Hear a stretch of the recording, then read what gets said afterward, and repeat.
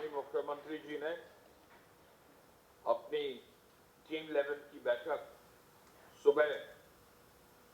11 बजे शुरू की। उन्होंने सर्वप्रथम आज संपूर्ण लॉकडाउन की व्यवस्था की समीक्षा की। उन्होंने, आपको कल मालूम है कि जिन जनपदों में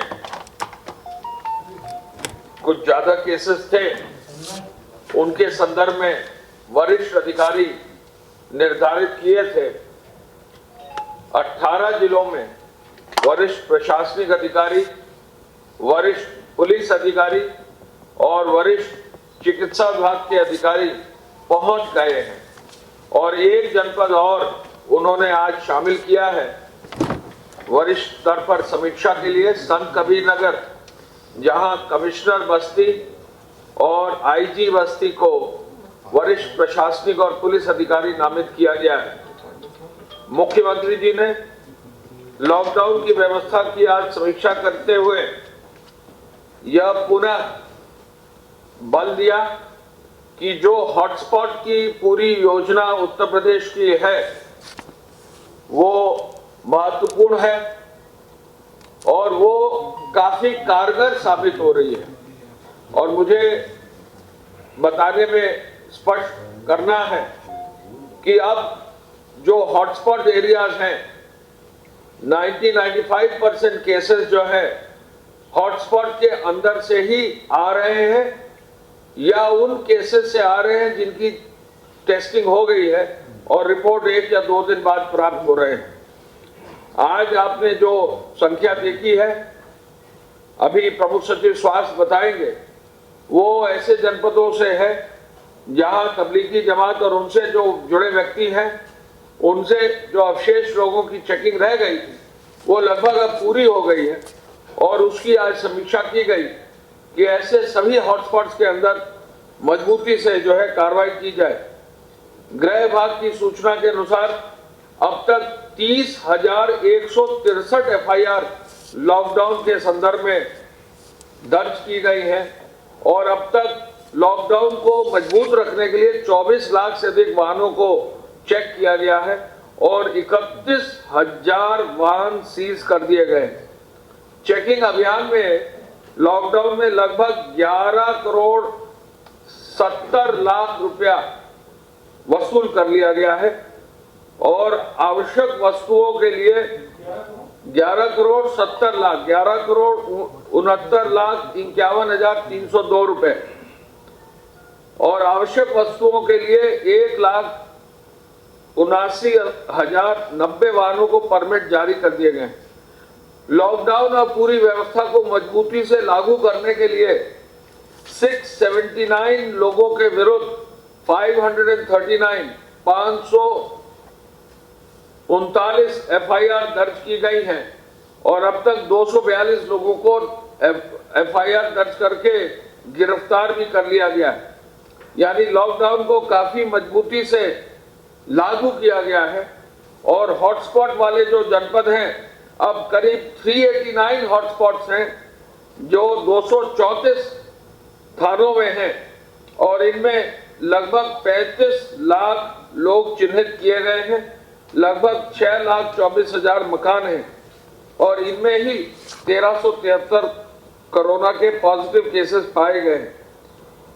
भारी मात्रा में चालान करने के बाद, मजबूती से कार्रवाई करने के बाद जो तबलीगी जमात के और उनसे जुड़े हुए कॉन्टैक्ट्स थे, लगभग सभी का क्वारंटाइन भी, टेस्टिंग भी, चेकिंग भी कर ली गई है और काफी मामलों में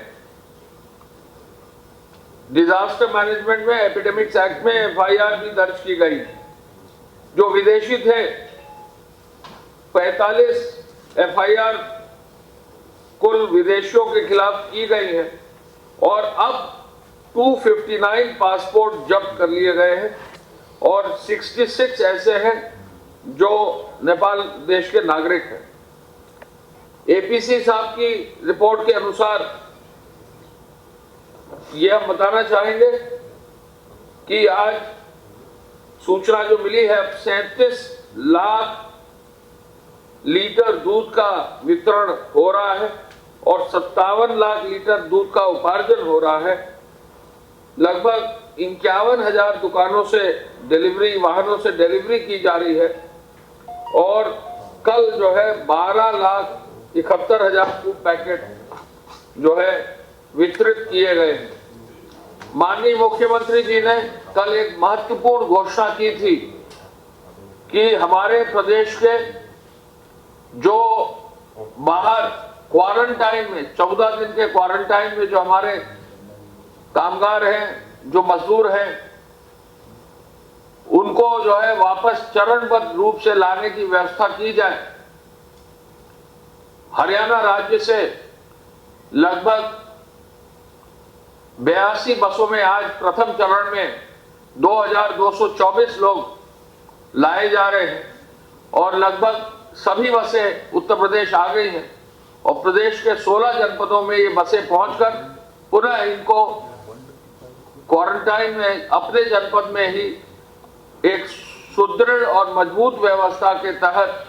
मेडिकल चेकअप कराने के बाद रखा जाएगा। इनके भोजन पानी की अच्छी व्यवस्था की जाएगी और ये इंश्योर किया जाएगा कि इनको कोई कठिनाई किसी तरह की ना हो। 2,224 आज आ चुके हैं और लगभग कल मिलाकर जो है 11,000 से अधिक लोग आएंगे। 24 आ चुके हैं हमारे प्रदेश में, 16 जनपदों में पश्चिम के जाएंगे। आज माननीय मुख्यमंत्री जी ने मेडिकल इन्फेक्शन को रोकने के लिए विशेष जो है बैठक में चर्चा की और उन्होंने ये कहा कि डॉक्टरों सहित चिकित्सा कर्मियों को प्रत्येक दशा से संक्रमण से सुरक्षित रखा जाए। मेडिकल इन्फेक्शन की रोकथाम के लिए एक नया निर्देश उन्होंने दिया है कि डेडिकेटेड टीम केवल मेडिकल इन्फेक्शन रोकने के लिए बनाई जाए, यानी पूरी मेडिकल व्यवस्था के साथ साथ इन्फेक्शन रोकने के लिए डेडिकेटेड टीम बनाई जाए, यानी अलग से जो है अधिकारी नियत किए जाए जो केवल इन्फेक्शन रोकने के लिए हो और इस टीम में सरकारी और निजी अस्पतालों के मेडिकल इन्फेक्शन को भी फोकस किया जाए और स्वास्थ्य विभाग और चिकित्सा शिक्षा विभाग प्राथमिकता पर इन टीमों का गठन कर दे। संभवतः ये टीमें आज ही गठित हो जाएंगी कि मेडिकल इन्फेक्शन किसी तरह से ना हो। मुख्यमंत्री जी ने कोविड अस्पतालों की श्रृंखला में चिकित्सालयों पर ऑक्सीजन पर विशेष बल दिया है। उनकी ये मानना है कि यदि लेवल 1 के अस्पताल में भी ऑक्सीजन की व्यवस्था हो जाए, लेवल 2 के अस्पतालों में ऑक्सीजन की व्यवस्था हर बेड पर तो हो ही जाए, वहां वेंटिलेटर की व्यवस्था भी हो जाए, तो प्रथम चरण में ही जो मरीज हैं उनको अगर सहूलियत और मेडिकल अटेंशन मिल जाएगा तो हमारे यहाँ जो है उनको बचाने में और उनको स्वस्थ करने में बहुत अधिक लाभ मिलेगा। उनका पूरा, मुख्यमंत्री जी का ये पूरा बल है कि जो हमारे हाई लेवल के लेवल 3 के अस्पताल है उससे पहले ही लेवल 1 और लेवल 1 एसोसिएटेड अस्पताल, उनके सभी विद्यार्थियों की ट्रेनिंग और साथ साथ आयुष के चिकित्सकों की भी ट्रेनिंग करा दी जाए, जिससे इसमें जो वृद्धि होगी, बेड्स की संख्या में वृद्धि होगी, हम आगे कभी भी मजबूती से जो है अपने प्रदेश में इलाज की व्यवस्था को समयबद्ध रूप से सुनिश्चित कर लेंगे। L1 अस्पताल पर जो प्रथम चरण है उस पर उन्होंने आज फोकस किया है और मुझे बताकर खुशी है कि अभी प्रमुख सचिव स्वास्थ्य आएंगे और डिटेल्स बताएंगे, लेकिन निरंतर प्रतिदिन हर अस्पताल को अपग्रेड किया जा रहा है। मुख्यमंत्री जी ने पेट्रोलिंग भी बढ़ाने की आदेश दिया है, सोशल डिस्टेंसिंग को भी मजबूती से रखने के लिए आदेश दिया है और ये कहा है कि हाल फिलहाल कोई भी सोशल फंक्शंस आयोजित न किए जाए। ये सबके अपने व्यक्तिगत हित में है, सबके अपने पारिवारिक हित में है, सभी फैमिली के साथ साथ जो है उनकी सोसाइटी के हित में है और सबके हित में है कि अभी कोई सोशल गैदरिंग ना हो। तो उन्होंने यही कहा है कि हर हालत में कोई भी सोशल गैदरिंग ना हो और सोशल डिस्टेंसिंग जरूर मेंटेन किया जाए। सोशल मीडिया पर भी विशेष रूप से नजर रखने का उन्होंने निर्देश दिया है। सप्लाई चेन के जुड़े हुए व्यक्तियों को भी टेस्ट किया जाए। यदि क्वारंटाइन सेंटर में, शेल्टर होम में और कहीं भी फील्ड में लोग हैं, वो भी जो कार्य कर रहे हैं उनको भी चेक किया जाए। और यदि कोई मेडिकल टीम के साथ पुलिस टीम है तो उनको भी जो है सोशल डिस्टेंसिंग मेंटेन करके उनको भी सुरक्षा के जो मानक के अनुसार पीपी आदि दिलाया जाए और उनको भी जो है सुरक्षित रखा जाए, ये निर्देश दिया है। माननीय मुख्यमंत्री जी ने यह भी कहा है कि जो शेल्टर होम है और क्वारंटाइन सेंटर है, उसके बाद जब होम क्वारंटाइन में लोग जा रहे हैं तो भी वो अपने राशन का किट यानी पूरा राशन का सामान लेकर जाएं और 1000 रुपए की जो भत्ता है वो धनराशि भी उनको मिल जाए, यह सुनिश्चित किया जाए। उन्होंने यह भी निर्देशित किया है कि जो ये हमारे प्रवासी श्रमिक और रोजगार बाहर जो प्राप्त कर रहे थे, ये जो आ रहे हैं हमारे जनपदों में, इनको और आगे रोजगार के लिए विशेष रूप से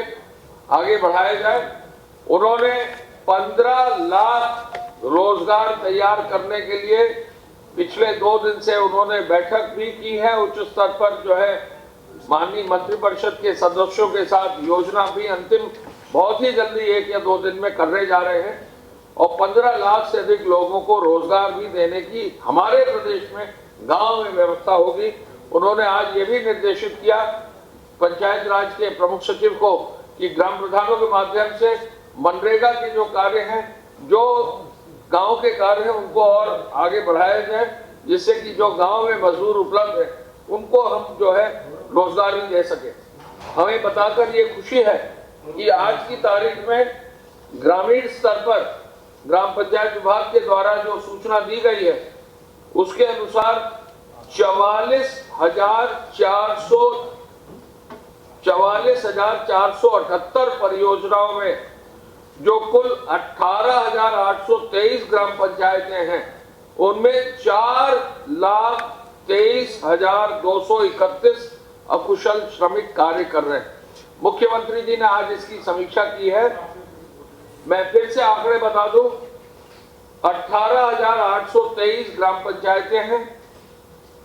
इन ग्राम पंचायतों में 44,478 परियोजना है, प्रोजेक्ट है, योजना है और उनमें 4,23,231 श्रमिक अब कार्य कर रहे हैं और अब तक 51,919 कार्य मस्टर रोल के प्रारंभ कर दिए गए। यानी बहुत बड़ा कार्य ग्राम पंचायतों में हो रहा है। हर गांव में अब काम करने के शुरू करने का निर्देश दिया गया। हम ये भी आपको बता दें कि जो हमारे सिंचाई विभाग है उसकी 63 परियोजनाओं में 140 करोड़ के कार्य अब शुरू हो गए और अब आपको जानकर खुशी होगी कि पीडब्ल्यूडी विभाग में 173 परियोजनाओं में जिनकी कुल लागत 11,469 करोड़ रुपया है, यानी 11,469 करोड़ रुपीस है, वो कार्य भी पीडब्ल्यूडी के शुरू हो गए। हमने आपको पहले ही बताया है कि हमारी जो एक्सप्रेसवेज हैं, माननीय मुख्यमंत्री जी ने कल वीसी में पुनः निर्देशित किया सभी जिलाधिकारियों को कि जो ग्रामीण क्षेत्र में निर्माण के कार्य हैं, यथा एक्सप्रेसवेज, यथा सड़क, पीडब्ल्यूडी के कार्य, ग्राम पंचायत के कार्य, सिंचाई के कार्य, ग्रामीण पेयजल योजना के कार्य, जो भी और अन्य अमृत योजना के कार्य, जो भी नगर निकायों के भी जहां पर हॉटस्पॉट नहीं है वहां पर कार्य, इन सभी कार्यों को उन्होंने शुरू करने के लिए डीएम्स को और वहां के सभी वरिष्ठ अधिकारियों को कहा है। उद्योग विभाग की सूचना के अनुसार अब तक 27,78,000 श्रमिकों को नगरीय श्रमिकों को, निर्माण कार्य के श्रमिकों को, ग्रामीण क्षेत्र के निराश्रित व्यक्तियों को कुल 280 करोड़ रुपया भी अब वितरित कर दिया गया है। और ये भी हमको बताकर खुशी है कि आईटी डिपार्टमेंट ने अब सभी ग्रामीण क्षेत्र में लोगों के कार्यों के लिए, इंफॉर्मेशन के लिए, फॉर्म भरने के लिए, विभिन्न योजनाओं में अपना लाभ लेने के लिए, और मैं अपील करना चाहूंगा कि ग्रामीण क्षेत्र में जहां यदि कोई भी व्यक्ति किसी भी सरकारी योजना में लाभ अगर लेना चाहता है तो 30,123 सर्विस सेंटर यानी कॉमन सर्विस सेंटर खुल गए हैं जन सुविधा केंद्र, उनसे वो लाभ ले सकते हैं। चीनी मिलों के माध्यम से बहुत तेजी से कार्य हुआ है और ये पहला वर्ष है जब गन्ना कटाई में कहीं मजदूरों की कमी नहीं आई है। ये पहला वर्ष है जब गेहूं की कटाई में कहीं भी दिक्कत नहीं आई है। ये पहला वर्ष है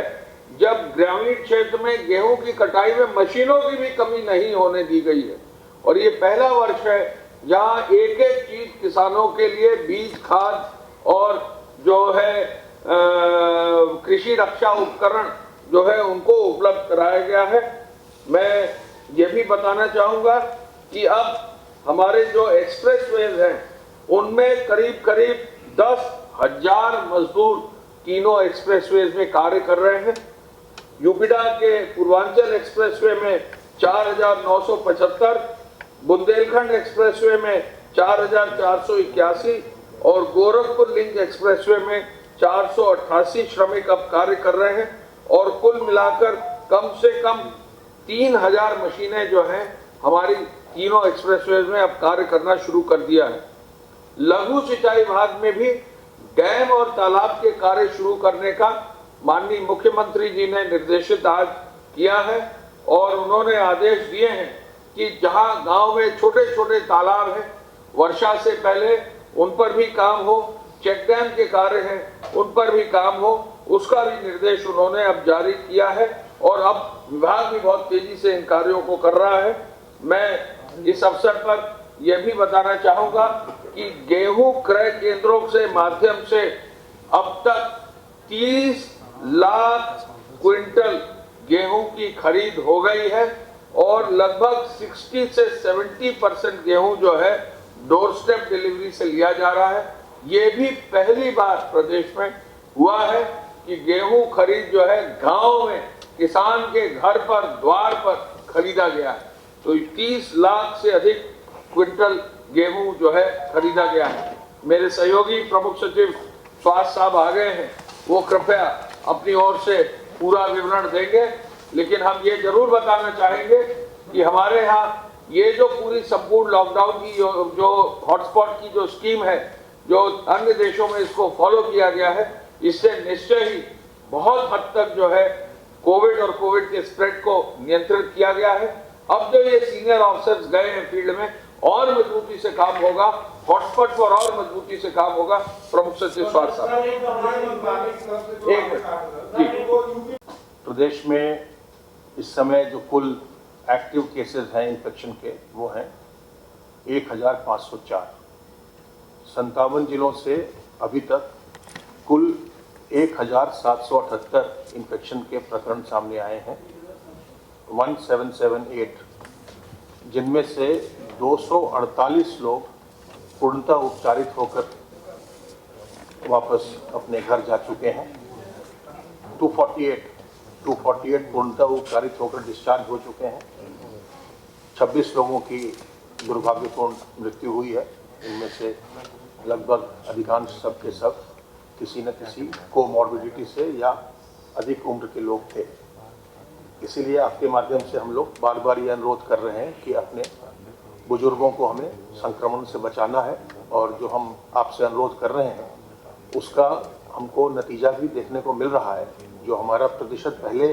60 साल से ऊपर वालों के संक्रमण का 10% से ज़्यादा था, वो आज घट कर के 7.93% रह गया है। तो जो आपके माध्यम से हम लोग लगातार अपील कर रहे हैं कि बुजुर्गों को संक्रमण से बचाया जाए, इसका लोगों में मैसेज जा रहा है और लोग इसमें सावधानी बरत रहे हैं। कुल जो सैंपल कल टेस्ट किए गए वो 4,115 सैंपल की कल टेस्टिंग हुई और 3,719 सैंपल कल लैबोरेटरीज में भेजे गए थे। 719 हम लोगों ने, क्योंकि बैकलॉग बढ़ गया था, तो हम लोगों ने कुछ जिलों से अनुरोध किया था कि वे थोड़ी कम संख्या में सैंपल भेजें जहां बिल्कुल भी केसेस नहीं हैं। जिन जिलों में बिल्कुल भी केसेस नहीं है उनसे हमने अनुरोध किया था कि आप थोड़ा कम सैंपल भेजें ताकि जो बैकलॉग बन रहा था वो क्लियर हो सके। 57 जिलों में से 10 जिलों में कोई भी एक्टिव इन्फेक्शन आज की तारीख में नहीं है। 18 जिलों में कोई भी इन्फेक्शन शुरू से नहीं आया है। 11 था, लेकिन एक प्रयागराज में फिर से इन्फेक्शन आया है, तो इसलिए 10 जिले ऐसे हैं जो कि जिनमें कोई एक्टिव इन्फेक्शन नहीं है। हम आज आपके माध्यम से जो हमारे डेवलपमेंट पार्टनर्स हैं, जो हमको लगातार कोरोना से हमारी जो लड़ाई है उसमें हमको सहयोग कर रहे हैं, विश्व स्वास्थ्य संगठन WHO, यूनिसेफ और बिल मेलिंडा गेट्स फाउंडेशन, जिनका हमको लगातार सहयोग मिल रहा है, हम उनका धन्यवाद ज्ञापित करना चाहते हैं। और साथ ही जो मेडिकल की टीम जो कोरोना वायरस के जो संक्रमित लोग हैं उनके ट्रीटमेंट में लगी हुई है, उनकी पूरी टीम, जो राजस्व विभाग के लोग हैं, पुलिस के लोग हैं, सैनिटाइजेशन में लगे लोग हैं, इन सबों का हम जो पब्लिक हेल्थ की पूरी कार्रवाई होती है वो हेल्थ डिपार्टमेंट की अकेले की नहीं होती। पब्लिक हेल्थ हमेशा ही एक टीम वर्क है और उसमें सब लोग सहयोग कर रहे हैं। हम उन सबका स्वागत करते हैं, सबका हम धन्यवाद ज्ञापित करते हैं। आज एक माननीय मुख्यमंत्री जी ने हम लोग को विशेष निर्देश ये दिया, जो वो पिछले कुछ दिनों से जिस बात पर उनका बहुत जोर है, कि एक जो बात निकल के आ रही है कि जो हॉस्पिटल से इन्फेक्शन हो रहा है, ये एक इन्फेक्शन का बड़ा सोर्स निकल के आ रहा है। कई जिलों में हॉस्पिटल से इन्फेक्शन फैला है। तो जो हॉस्पिटल्स हैं, चाहे वो सरकारी सेक्टर के हों या प्राइवेट सेक्टर के हों, उनमें इन्फेक्शन प्रिवेंशन प्रोटोकॉल की पूरी तैयारी हो और इन्फेक्शन प्रिवेंशन पर पूरा काम हो, इसके लिए उन्होंने निर्देशित किया था। उसके क्रम में हम लोगों ने आज एक ये निर्णय किया है कि हर जिले में एक इन्फेक्शन प्रिवेंशन प्रोटोकॉल को ऑब्जर्व करवाने के लिए, चाहे वो सरकारी अस्पताल हो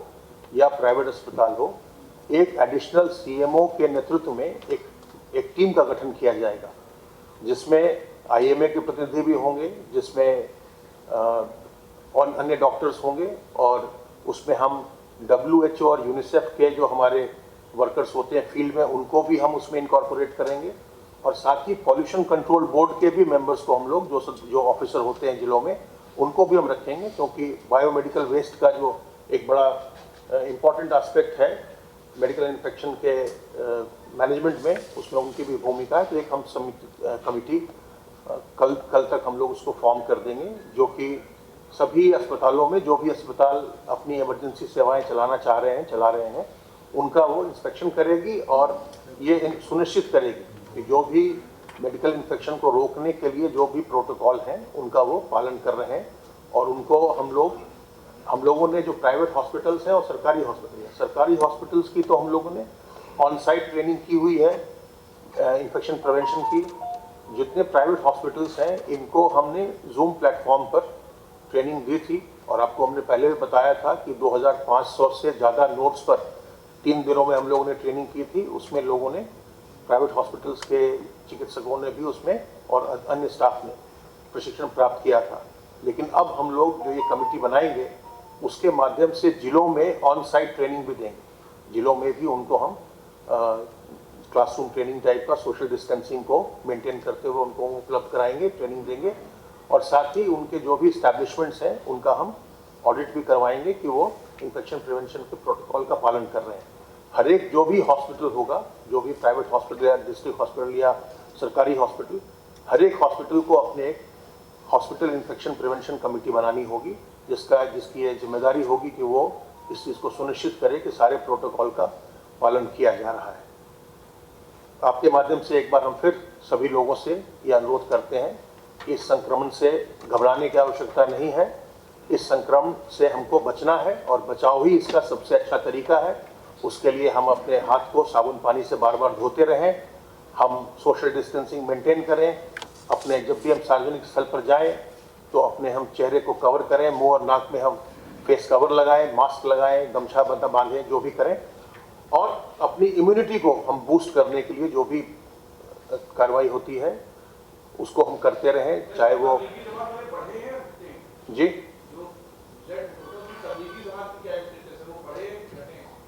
नहीं, उनकी कुल संख्या 1040 है। 1778 में से कुल संख्या 1000 है कि आगरा में जो सब्जी बेचने वाले था उसके बहुत बहुत धन्यवाद।